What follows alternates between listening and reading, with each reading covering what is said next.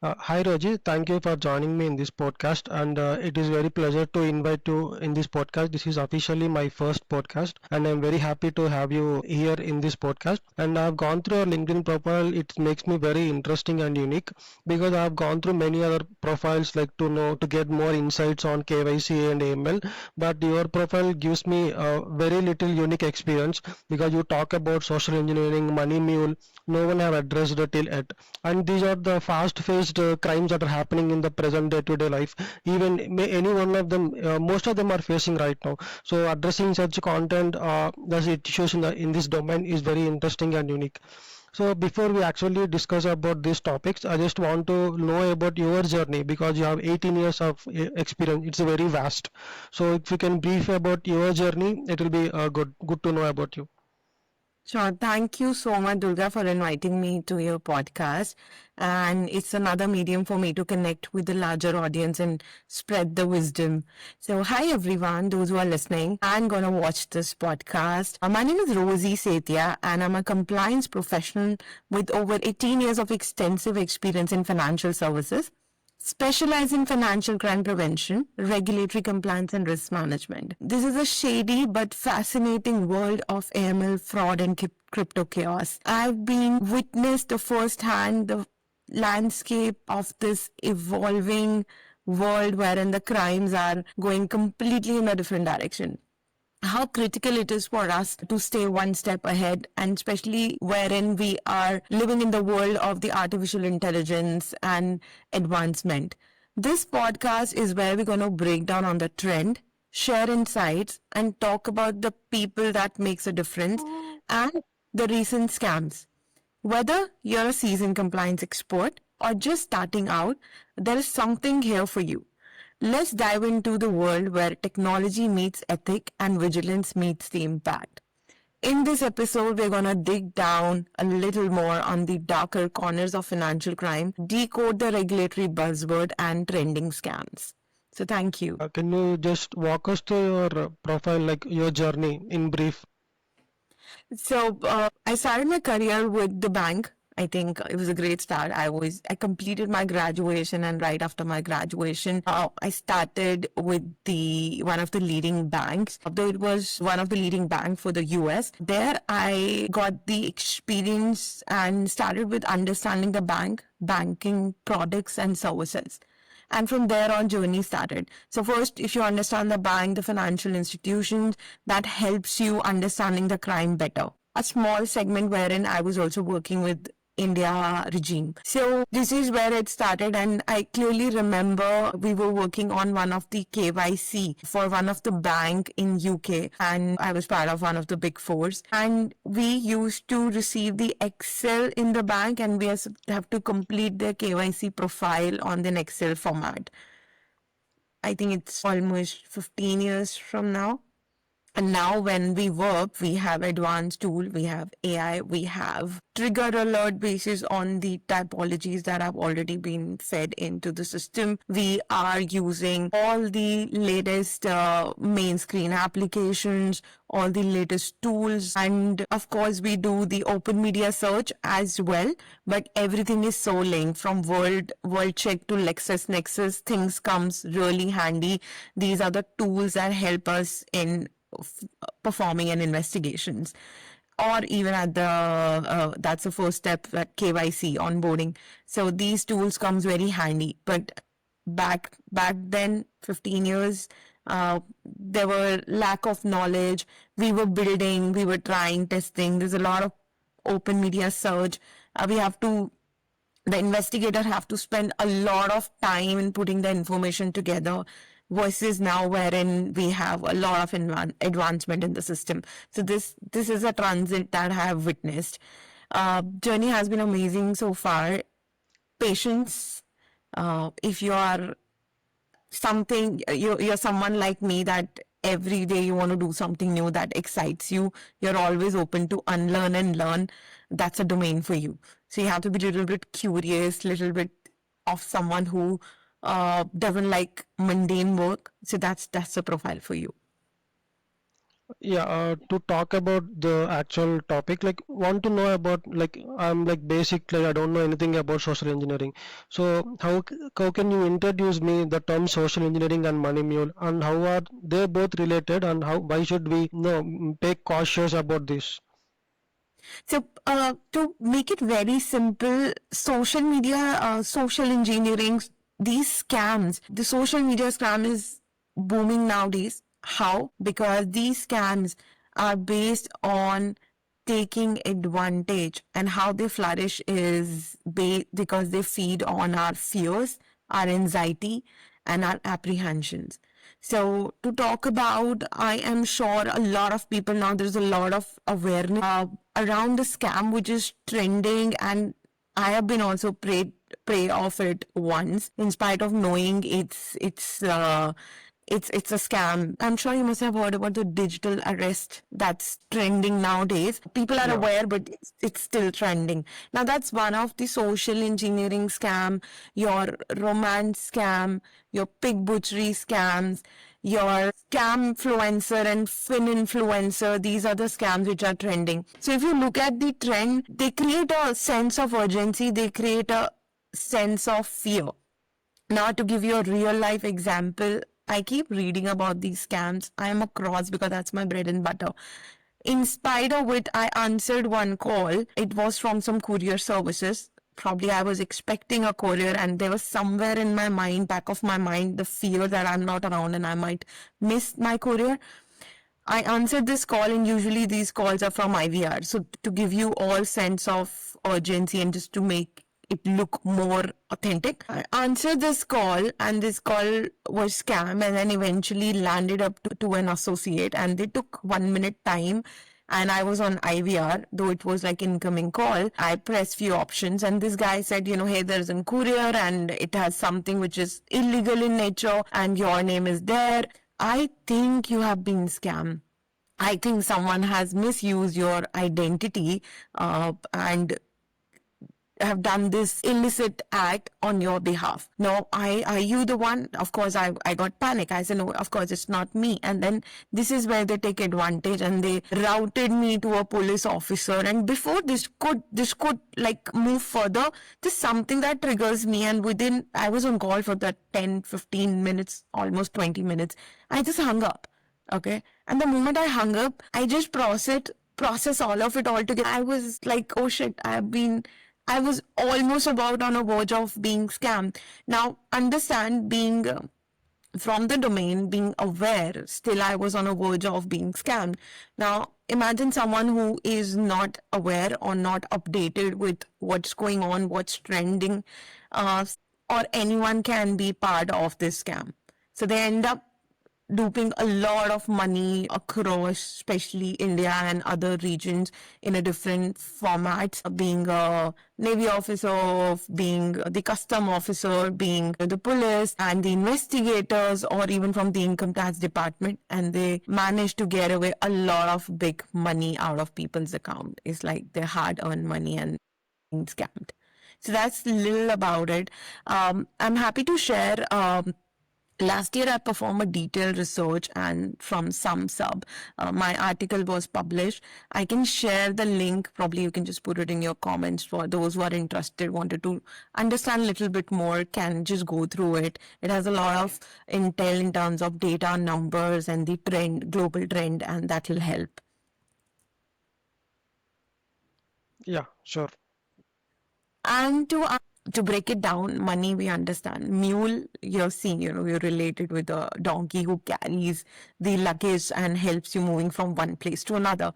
So exactly, if you Google the money mule, the image of a donkey would appear, because they make you look like one at the end of the day. So what they do, these criminals, if I want to do a scam, let's say I'm a criminal, there's one recently happened. This was an event. There are a lot of events that pop up on our social media accounts. So the fake event was created on one of the social media platform, and people opted for it. Now they invited a lot of influencers, just they were paid just to advertise and create a hype about the event. A lot of people venture, they bought the tickets, and eventually they got to know that there was no event, it was just a scam. So now what they do, if I want to create something like that and get away with the money, I'll not go to the bank, give my KYC details, wait for the bank account to open, and then of course I can get caught in, because there's a lot of compliance, there's a lot of transaction monitoring, screening, and everything is very strongly placed in the banking system. So of course I would not go with my account opening request to create a fraud. Of course I'll get caught. So what I'm going to do, I'm going to reach out to a lot of people. One, students. Two, earn salary, sit at home, do nothing, 100% work from home, make 20,000. We continue to see these flyers, and this is across the globe. Make easy dollars at home, just sign in for work from home. All you need is your phone, your laptop, and a bank account. So what they do, they would ask you, they'll of course pay you a cut in the money, and you don't put your brains to it, right? It's an easy money. A student or someone who's just getting an extra income by sitting at home would not mind. Now, what you're going to do, they would take your account details, or they would simply ask you that, hey, you're going to receive money from A account and you have to move it to C account, and that's your job. And every time you make one transaction using your account, you would get, maybe 10%. So if it's $10,000, I can make easily $1,000, or in any currency. So it's an easy money and I don't mind.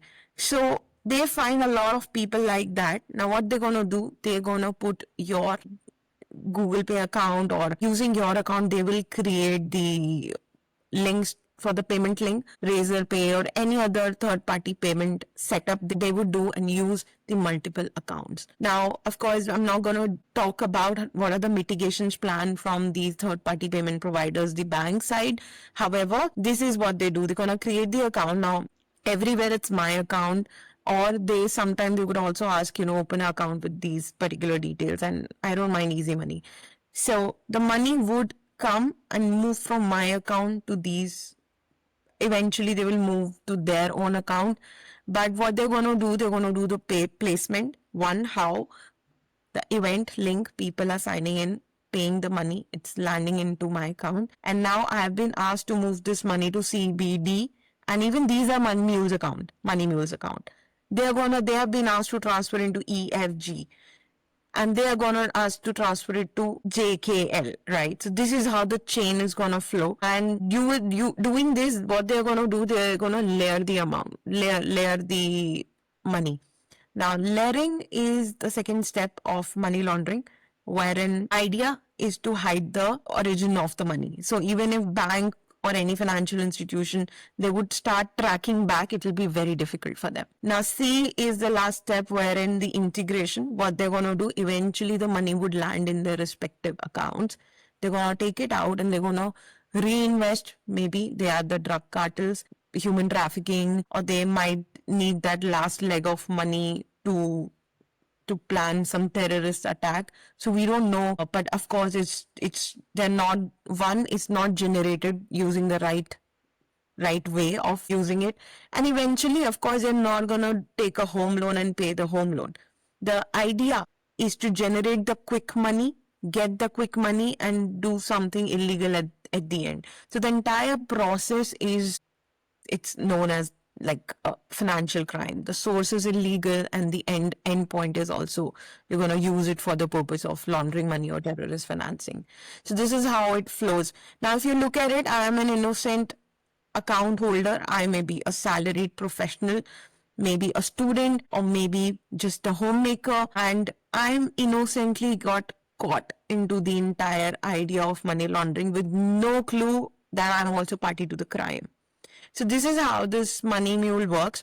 Word of wisdom: be mindful. Uh, don't share your even the bank ID details, even if you have been offered to pay. And don't be a prey in all these schemes. Be mindful. Your account is your account. At the end, you are liable, and the ownership lies with you. So if something happens and eventually everything gets backtracked, you would also be caught and would be answerable to the law, to the enforcement authorities about this entire act. Yeah, when coming back to this money mule, how, because placement and layering is happening so fast, because directly the money is coming into the financial systems. But how do we detect to the systems, and how do we take this like forward? Like once after detection, how do we avoid this? So, good question. Let's understand from the bank standpoint. If it's my account, let's assume uh, two scenarios how the bank would identify. Now, situation one: I'm a student. Now, let's imagine I'm a student. What kind of I'm based in Australia. I'm a student. My family is in India, and I'm here to study. My account, I signed up and has been used as a money mule. Now, how would bank identify that? Bank would um, set up always the moment. If you look at the bank opening form, they will ask you what are the source of your income. They say, are you student, salaried, or you're retired? So let's say I'm a student. What I'll be receiving in my account? Maybe a fee, or Yeah. maybe my daily living expenses, or sometimes gift from my parents on birthday or special occasions. Now there is a continuous money flowing into my account and that is not matching with my activities. That's called unusual activities. It will be immediately flagged. Option two, let's say I'm a salaried professional and I receive a specific salary, and at the time of opening my account, either it's from my organization or if it's bank form, I have to declare that how much money I'm expected. Bank sets an upper limit and lower limit. Now, let's say it's $10,000 is the limit, higher limit. Now, suddenly I'm receiving 50,000 every alternate day. This would also trigger, or let's say $1,000 I'm receiving every day. Now, and from the unusual, like unknown sources. Now, even if you map my account would be used for bill payments, salary receiving, or if I'm transferring to my parents or to friends and family. Now, unknown people, why would someone transfer? And once in a odd scenario, it's fine. But every day, 10 transaction landing into my account from then unknown people. Now let's go to the third scenario. Third, maybe a retired person. He's saying, hey, I don't mind, my account is there, and signed up, sitting home. I saw this work from home advertisement. I'm retired. Let's do that. I'm making easy money. Now, retired person, a pension is coming, a fund, only a specific amount of fund that's get credit in terms of pension into my account. And again, the daily expenses are my living. Now, why might be my children might be sending me some funds randomly or on special occasion. Now, there is unusual activity every day, money getting transferred to my account. It's a red flag. Now, immediately, we are living in an advanced technology era. All the banks, even the small banks, are equipped to handle these unusual activities because at the time of your KYC, we set very strong upper limits, lower limit, and understanding the customer profile. And as per the FATF, which is Financial Action Task Force, is a risk assessment that has been performed, and every account has a designed risk rating low, medium, high, based on which it requires due diligence to be performed at the time of onboarding or a periodic review that has been determined. In between, any kind of change, any kind of unusual activity would be flagged, and during the transaction monitoring analysis, it's like something is flowing. Anything which is outlier would come out of the queue and would be named or termed as an alerted transaction. And one of the investigator, like financial crime investigator, risk analyst, or you call it any name, would pick that request up and would go through a detailed analysis. We call it the investigations. Now, in this investigation, what the analyst is going to do, the investigator is going to do, go through my KYC profile, look into the transaction, and within like, while doing the transaction and my other activities, will be able to gauge very easily whether it's something suspicious in nature or it's just one odd, maybe it's my birthday month and all my friends are transferring me, right? So Yeah. they will be able to understand looking at my last 3 months, 6 months, a yearly current activity. And if it doesn't make sense, they would term it as suspicious activity. Now, all these suspicious activities would be filed with the financial intelligence unit of the country. Now, every country have their FIUs, and they are professionals They are investigators. They are police. The investigators from the police department, from other investigators, from tax department. Just name it. They have the expertise, and they are authorized people who are skilled to handle these situations. And they would do it. They would do understanding. They would do a deep dive, and they can interrogate me. As a bank professional, that's not our expertise. Our if I talk about the work profile, performing the investigation, looking into the transaction, understanding the KYC profile, my works end here if I feel. And based on my risk judgment, my policy procedure guidelines, and overall understanding of the transaction, if I feel like, of course, there's the risk judgment and expertise comes into the play, I would simply file the SAR, suspicious activity report. UAR is like unusual activity report, to the financial intelligence unit, and they will take it up.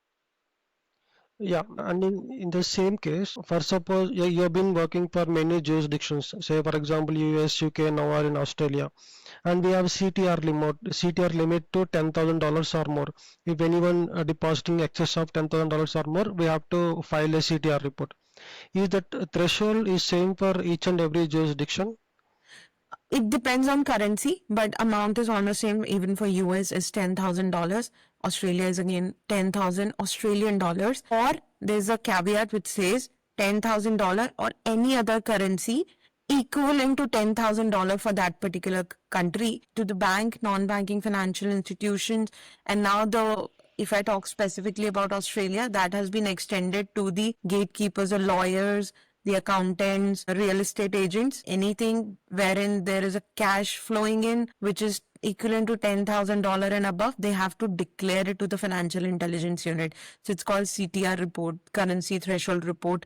That is an obligation for all the banks and non-banking financial institutions to file in case they receive this particular amount from an individual.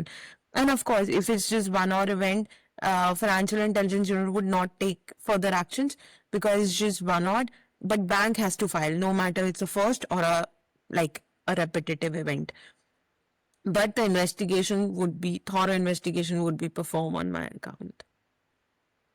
Yeah, in case of social engineering frauds, mostly they're happening from outside the country. For suppose social engineering, the fraud happening in India, but the benefit is getting from the other country, means the entire operation was set up in some other country. So in that case, how do we coordinate between the country to country, and how we are like going to fight about that? How can you say that it's from the other countries? I've been part of I'm a certified crypto investigator, and I have worked on a project very closely for one of the leading crypto exchange for the US. So a lot of time they use the VPN for another country. It's not that they are sitting in some another country. A lot of time the VPN, the mobile numbers are for Syria, Vietnam, random countries out of the blues, completely out of the blues. It's not they are operating out of other countries or overseas. For example, I know, let's say India is my known territory, and I know how to play around it, and what are the vulnerabilities of people, and what all things they'll be easy prey for me. So I would operate, but just to ensure I don't get caught, I would use a VPN, I would use a phone number, I would use a setup for a different country. Now there are dark webs. There are a lot of places, illegal sources where you can get this very easily. You and I can also get it. Sitting right on in front of your in front of your laptop, you can actually open a shell company which is just on paper for any other country. Especially there are certain countries which are high risk jurisdictions. Why they're high risk? Because there's a lack AML policy, there are tax-free countries, and you can actually sitting on your laptop, paying certain amount, you can actually open your own company, which is just on papers and can be a CEO, board of director, anything you want to be. Talk about the certified crypto investigator and the regulators strike on it, because right now the crypto business is not yet evolved, and there are some regulators which are not being regulated. Interesting question. In start of my podcast, I mentioned this is a domain if you're curious. So I am really a curious one. So as I was aware that world is heading towards crypto, and cryptos are not new. You mentioned that cryptos are not doing well. Cryptos are not doing well in terms of crypto exchange, the money fluctuation, but cryptos are very much common across the globe. In Canada, you can actually use your crypto wallet to buy a pizza. You can do shopping using your crypto wallet. A lot of places, there's a QR scan code just like your regular wallet. And if you are holding a crypto wallet, you can just scan the crypto wallet and you can make the payment and buy goods and services. So it's pretty common way. Why we are crypto is still like we have apprehensions because the cryptos are regulators are not confident about the evolvement of crypto. Now, if you look at it, crypto versus our fiat currency, which is our regular currency, that is backed up by gold securities and being controlled, governed, and regulated by the central authorities of every country. Now, these cryptos are free flowing currency. There is no harm in it. They are not centralized. There are advantage of these. Blockchain is just a next step of technology. Blockchain is the base of these crypto. So there is no harm with cryptos, and what you're referring to is a crypto market is fluctuating. But if you look at it from the investigator standpoint, it's not important for you to get certified. But yes, I wanted just to upskill myself. I continue to learn, follow the trends, read a little bit more every day on how we are evolving, and then of course that certification from the blockchain investigation came my way, and I opt for it. So I'm a certified investigator, and then I got the opportunity to work for one of the crypto exchange, the leading crypto exchange for US. So while we were doing these investigations, it's different from a typical investigation, but funds are flowing from one account to another and we have to trace. I was referring to VPN wallets. These VPN IDs are used especially doing the crypto if they are involved in any kind of illegal activity. I was referring to the dark webs wherein you can buy pornography to weapons to drugs to just name it, fake data, the credit card data, forged cards data, anything which is illegal in nature, you can go and buy there. Now, again, if I'm buying something which is illegal in nature and not available openly on the counter, I would like to be anonymous. And I would not like to use my bank account wherein in the transaction it's written used on the darknet web. And for the vendor is drugs, right? A certain kind of substance which is illegal in nature. So what I'm going to do, I'm going to use these cryptocurrencies to make the payment. Because they're anonymous in nature, there is no KYC required, and I can go ahead with it. But when I talk about the crypto exchange, reputed crypto exchange, it's as similar as opening a bank account. You have to go through your KYC, you have to link your bank account, you have to open a wallet account, and transactions are being monitored. But when even these transactions are monitored, IP address have been used, fake identity have been used. So there are many nuances around that area.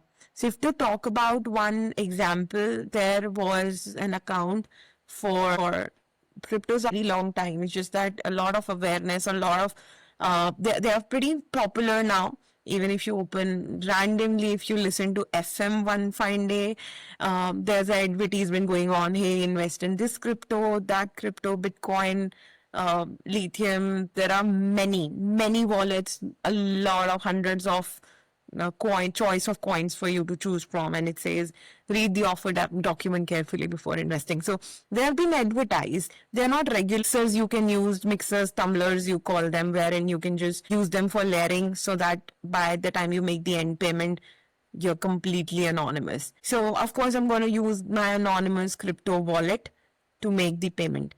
So this is how it works. So I was talking about when one of the example. So it was an elderly account for a retired person, but the account was open almost 20 years ago. Pretty common. He was continuously investing, but when he opened his account, he was at the age of 50, and now he's almost 70. So account was there for like good 15 to 20 years, and there was a KYC that was checked. So while doing the KYC, we identified you have to do the digital KYC. The selfie was little shaken, and the expressions and the overall body language and gesture for that elderly was not normal. The account was triggered for the unusual activity. There was a certain spike in activity, like for example, when you're at, let's say someone is at 50 or 55, 60, the amount of transaction you're completely in your energies, you're investing, you're buying, selling, regularly making profits, losses. But last 2 3 years or maybe last 5 years, account was not that active. Now sudden in last 3 months there was a lot of activities on that account. So upon performing the further investigation, we identified it was an elderly abuse case wherein his account was compromised and someone else was using his account for the purpose of making the transaction to the unknown wallets, which were extremely high risk and were used for the gambling and buying products and services on the darknet web. Power of the investigation, and this is how we were able to nail down. And if you look at the entire scenario from KYC selfie that was clicked, like every year they have to re KYC, the transaction monitoring comes into the play, and at the end we file the suspicious activity report, which was taken care by the financial intelligence unit. So this is how this entire thing works, and this is the power, and this is the responsibility as a fin crime professional we carry. And if someone wants to start their career, they need to have eye for detail. They need to be good in terms of communication. When I say communication, the writing communication, eye for a lot of patience to find that something which is unusual in nature, and rest. Eventually, every time you do a case, curious one, every case is different from the previous case. So you're learning new something every time. So there is no rule book. So there are policy procedures and guidelines you have to follow. But at the end is your risk judgment that you apply to find that one small needle in the haystack. So this is how critical your role is, and the expectations are really high from these investigators, the analysts, to ensure they don't miss anything. You spend adequate time performing that research. And if you're not confident, not sure about the transaction, your gut feeling says that you need to perform few more checks, validate some more part of information, you can always do that. And if someone has to pursue their career in crypto and they want to certify the crypto certified, like what is the platform you suggest? So, disclaimer, I'm not here to introduce or talk or advertise any kind of cryptocurrency. That's not my forte. So, to start, I would say there is no start straightforward into as a crypto investigator. I would say, for example, you want to start your career and you're a beginner, you need to start finding a job in the base like analyst role. It can be KYC, then you spend some time in KYC, upskill yourself. There are various work streams. You do the KYC for business banking, everyday banking account. You do it for the investigation, or sorry, investment account. So you understand the entire landscape and work on various documents. How does KYC work? What are the red flags? What are the typologies? Why do we do KYC? Eventually, even you move to understanding other work streams. Maybe you can be part of the transaction monitoring team. You just need to look for the right job, the role to start with. Once you are expert, for example, you started your career as a transaction monitoring analyst, you understand transaction mode, you understand typologies, you understand how to investigate the account, how to perform the external media search, how to understand, go through the Bloomberg, which all the tools that are available, how to read the how you can read a bank account statement, right? You have to go through the statement of last 1 year, maybe 2 years, last 3 months, do a deep dive, prepare a pivot, do the analysis, find the outliers to understand what's the pattern of the transaction. And then eventually, if you will gradually or organically get the chance to work on any of the crypto project. So this is how it's an organic shift. There is no, you cannot look for a straightforward job. Hey, I'm looking as a crypto investigator, and I would not recommend someone who's beginning to start with the certification. I enroll myself for certain certifications when I was pretty mature in the work. So there is certifications are not entry. Don't invest when you're starting your career with There are beginners, intermediate, and advanced level certification, and they're very expensive. I call them their investment for your career, for your future. It definitely helps you move forward. But that's not the only thing. You need to start, understand the work, learn, see if that's something excites you and that's your career or you want to pursue this further and spend good 3-4 years and then you start, then maybe you can go ahead with ACAMS, ICA, ACFC. There are so many certifications that are available right now, but you have to opt for it at the right time. And if you, there are so many free courses available. We are living in the world of abundance of knowledge if you want to grasp, like even this podcast. There are a lot of podcasts. If you refer to Durga's series of podcasts, you can understand KYC, you can understand the various typology, you understand the SAR filing, transaction monitoring. So knowledge is there. You don't always have to invest a big amount to learn. First, learn, practice, and then eventually at one point, if you want to advance your career, upskill yourself, this is where you invest in any kind of certification, but not at the beginner's level. Maybe at least you should be, this is my suggestion or a recommendation, that you should be 4 to 5 years in your career to pick up any kind of paid certification. Yeah, that actually makes sense because nowadays the certificates are very expensive and it actually costs half of our CTC. And one question most of the people reach out to me because I don't have answer for that. After working for about 8 to 10 years in India, like from different banks and different fintech companies, most of the people then plan to go for abroad. Let it be US, UK, or maybe UAE, Poland, Australia. So, what could be the entry pass where we can go and work for abroad? Many people they suggest you do ACAMS and then it will be entry pass. So what according to you is the entry pass? Okay, I'll drop few truth bombs here because I have covered that journey. 6 years I've worked really hard on make this happen. Our AML skills, there are niche skills, but if you look at from the country standpoint, it's still categorized as a general skills. Even if the banking job, there is no category. Like for example, doctor, law, these are the profiles that are niche profiles for country and for you to enter, like a social worker if you have aspiration to settle in another country. Things have changed. It's not easy anymore. Maybe 10, 15, 20 years ago it was still easy. Things have drastically changed. Either you hold a extreme professional degree. Now, those who are beginners and have the aspiration to settle abroad, you need to marry your certification or your qualification to say with your work experience. Now, for example, someone is with this chartered accountant experience must have the experience aligned with their education qualification.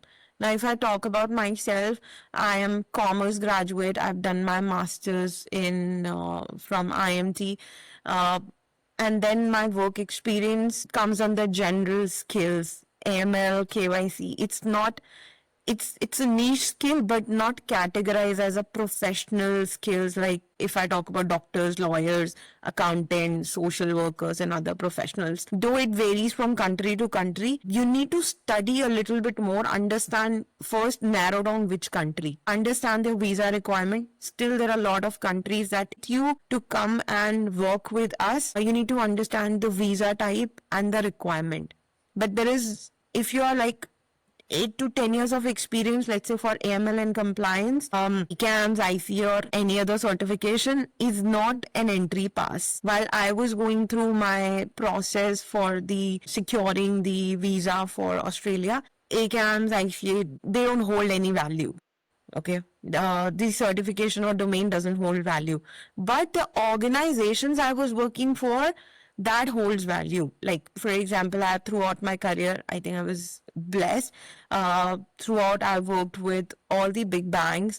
I worked with the big fours, and the big four I previously worked with has a footprint, the global footprint across all the countries. That makes it a little more easier for me to enter and employer to give me a certificate to validate my skills in the same category which my educations align with, and that helped me moving ahead in the step. So you need to plan yourself correctly, that work for a global organization which has a footprint of the country you aspire to work for. Like, for example, KPMG, EY, Deloitte, they have a global footprint. PwC, they have a global footprint. So mapped myself, success doesn't happen overnight. Things doesn't happen overnight. Miracles doesn't happen overnight. So we just see the outcome of it, but we don't see the amount of effort, vision, focus have gone every single day to materialize it. So I had this aspiration to move